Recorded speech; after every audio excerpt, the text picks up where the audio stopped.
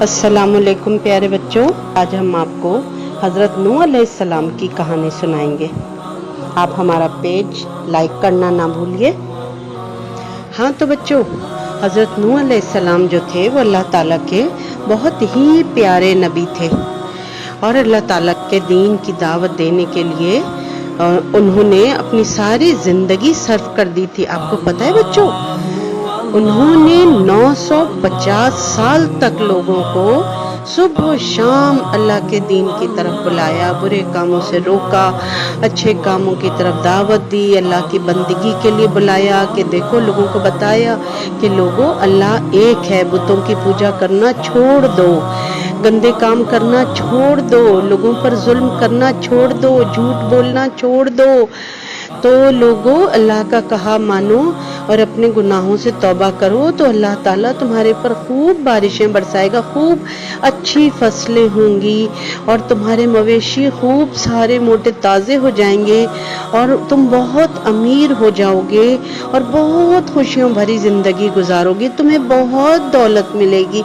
लेकिन बच्चों, उन लोगों की समझ में ना आया और वो लोग बिल्कुल भी हज़रत नूह अलैहिस्सलाम का कहना नहीं मानते थे, नाफरमानी करते रहे।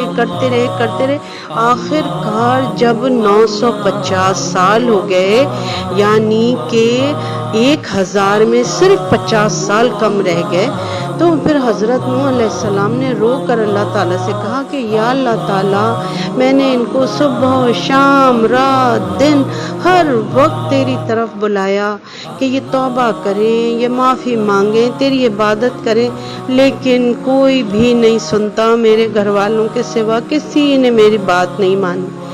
तो अल्लाह ताला ने कहा, ऐ नूह, अब तुम इनके हाल पर परेशान होना छोड़ दो, ये लोग जो हैं अब इनको सज़ा मिलेगी और ये सारे डूब जाएंगे।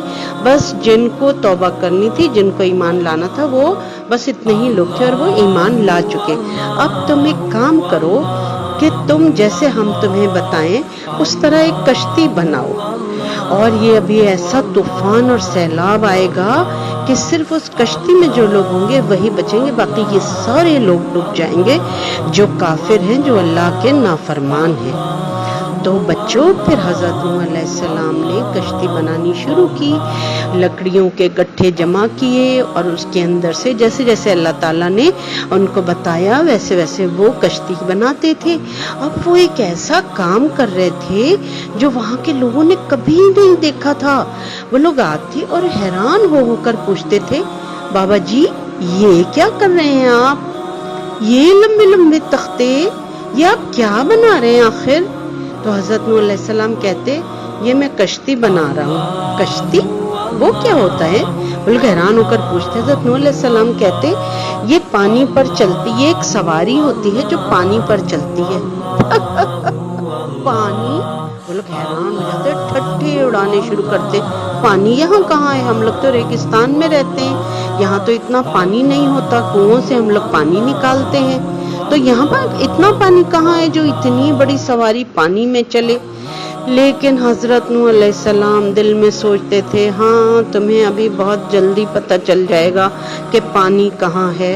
तो बच्चों, जब वो कश्ती बन गई पूरी, तो अल्लाह ताला ने हुक्म दिया कि जितने लोग ईमान लाए हैं उन सबको इस कश्ती में अपने साथ सवार कर लो और हर तरह के जानवरों का भी एक एक जोड़ा अपने साथ इसी कश्ती में बिठा लो।